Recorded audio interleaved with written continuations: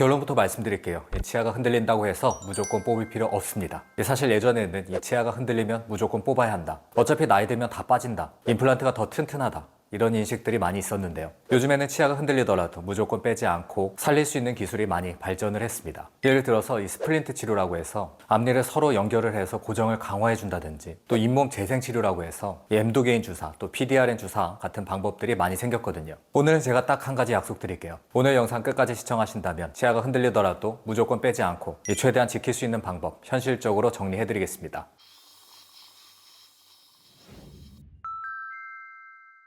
반갑습니다. 16년차 치과의사 장윤주입니다. 이 영상을 클릭하셨다면 아마도 이런 상황이실 것 같습니다. 이가 흔들리는데 이거 뽑아야 하나요? 임플란트 해야만 되는 건가요? 이 나이에 이거 더 버틸 수가 있을까요? 먼저 치아가 왜 흔들리는지 이해를 하셔야만 됩니다. 보통 이 치아가 뼈에 딱 박혀 있다고 생각하시는데 사실 그렇지 않습니다. 이 치아와 뼈 사이에는 아주 얇고 탄력 있는 치주인대라는 조직이 있는데요. 이 치주인대는 이 자동차의 쇼바처럼 씹을 때 충격을 흡수해주는 역할을 합니다. 근데 이 인대가 염증 때문에 약해지거나 외상이나 이갈이 또는 이를 꽉 무는 습관 등 때문에 계속 늘어나게 되면 이 치아가 흔들리기 시작하게 되는 것이죠. 이 중요한 포인트는 이 치아 자체가 썩거나 고장이 나서 흔들리는 경우보다 이 주변의 잇몸뼈 환경에 무너져서 흔들리게 되는 경우가 훨씬 많다는 겁니다. 이 치과에서는 이 치아 흔들림을 동요도라고 부릅니다. 이 1단계 동요도는 이 치아가 1mm 미만으로 살짝 흔들리는 정도, 2단계에서는 대부분 90% 이상 살릴 수가 있습니다. 이 문제는 1단계에서는 통증이 거의 없어서 그냥 지나치기가 쉽다는 겁니다. 하지만 이때 치료를 시작을 하게 되면 이 수월한 잇몸 치료 그리고 간단한 교합 조정 등만으로도 평생 문제 없이 쓰시는 경우도 많이 있습니다. 이 2단계 동요도는 1mm 이상 앞뒤로 또는 측방으로 흔들리지만 이 위아래로는 움직이지 않는 상태입니다.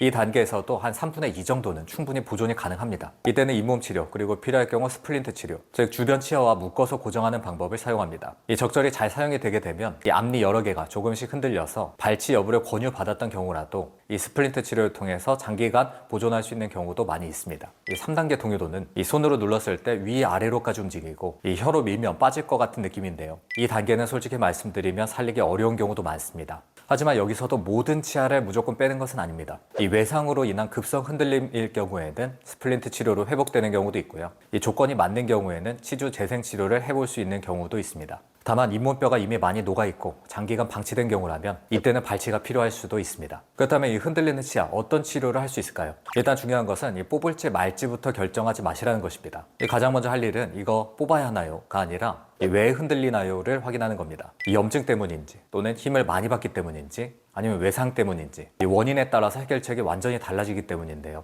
첫 번째, 이 잇몸 염증으로 인한 흔들림은 이 생각보다 회복 가능성이 상당히 높습니다. 이 스케일링과 잇몸 치료를 꾸준히 받으시게 되면 이 잇몸이 단단해지면서 이 흔들림이 줄어드는 경우가 많이 있습니다. 두 번째, 씹는 힘이 원인이라면 이 힘을 줄여야지 멈출 수 있습니다. 이갈이 그리고 이를 꽉 무는 습관 그리고 비정상적인 교합 등이 있게 되면 이 치아와 잇몸뼈가 멀쩡하더라도 흔들릴 수가 있습니다. 이 경우에는 교합 조정을 통해서 이 씹는 힘만 제대로 분산하고 줄여줘도 치아가 다시 안정되는 경우가 많이 있습니다. 세 번째로 이 앞니처럼 씹는 힘 부담이 크지 않은 치아라면 스플린트 고정 치료로 충분히 한번 해볼 수 있습니다. 이 치아를 깎지 않고 레진으로 주변 치아랑 연결을 해서 이 고정을 하게 되고요. 치료 시간도 짧고 비용 부담도 적은 편이죠. 실제로 이 방법으로 수년 이상 장기간 동안 사용하시는 분들도 계십니다. 네 번째, 잇몸 재생 치료가 가능한데요. 이 특정 부위, 특정 모양으로 조건이 맞는 경우라면 이 손상된 잇몸뼈에 엠도게인 주사 그리고 PDRN 주사 같은 치주 재생 치료를 해볼 수 있습니다. 이 조건이 잘 맞는 경우에는 치아를 살릴 수 있는 마지막 카드가 되기도 합니다. 다만 흔들림이 매우 심하거나 잇몸뼈가 많이 소실이 됐거나 이 치아를 눌렀을 때 위아래로 움직이는 경우라면 이럴 때는 발치를 권장합니다.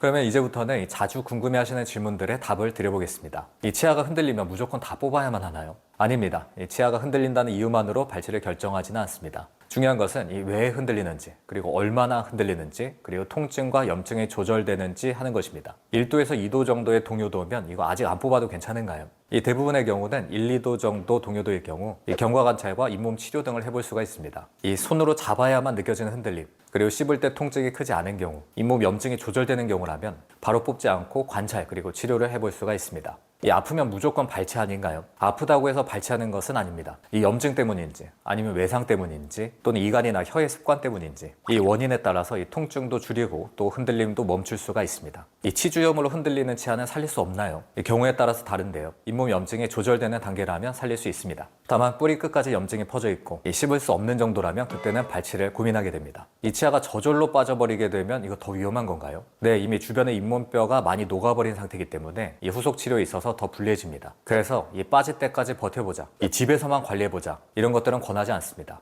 가능한 한 살릴 수 있을 때 병원에 가시는 것이 중요하겠고요. 그러면 언제 치과에 가면 되나요? 이 흔들림이 눈에 보인다, 잇몸에서 피가 계속 나고 있다, 씹을 때 아픈데 점점 더 심해진다, 최근에 어디에 부딪힌 적이 있다, 당뇨나 골다공증 같은 전신 질환이 있다, 이런 경우에는 치과 뇌원을 조속히 권장합니다. 흔들릴 때 절대 하면 안 되는 행동이 있다는데 뭔가요? 의외로 많은 분들이 두 가지 실수를 하십니다. 하나는 무서워서 그 부위를 아예 닦지 않는 것, 다른 하나는 불안해서 너무 세게 닦는 것입니다. 이 둘 다 상황을 악화시키게 되는데요. 가장 좋은 것은 부드러운 칫솔로 부드럽게 하지만 꼼꼼하게 닦아주시는 것입니다. 그리고 이 치아가 흔들린다고 해서 그쪽으로 아예 씹지 않게 되면 오히려 그쪽 잇몸이 더 약해질 수가 있습니다. 너무 단단한 음식만 피하시고요. 적절한 사용은 오히려 회복에 도움이 될 수 있습니다. 이 혀로 밀거나 이갈이 때문에도 흔들릴 수가 있나요? 그렇습니다. 실제로 매우 흔한 원인 중에 하나인데요. 혀로 계속 미는 습관, 이 스트레스 시에 앞니를 미는 행동, 이 이갈이 때문에 통증이나 흔들림, 이런 경우들은 이 치아보다도 이 습관을 먼저 교정을 해야만 합니다. 예전에는 이 흔들리면 뽑을 수밖에 없던 치아들도 요즘에는 살릴 수 있는 방법이 많이 늘어났습니다. 엠도게인 주사, 또 PDRN 주사 등 잇몸 재생 치료에 관한 더 자세한 내용이 궁금하시다면 제 채널에 관련 영상들이 있으니 참고해 주시기 바랍니다. 오늘 영상이 치아가 흔들려서 치료를 고민 중이신 분들께 좋은 선택의 기준이 되길 바랍니다. 궁금한 점이 있다면 댓글로 남겨주시고요. 도움이 되셨다면 좋아요와 구독 부탁드립니다. 지금까지 16년차 치과의사 장영준이었습니다. 감사합니다.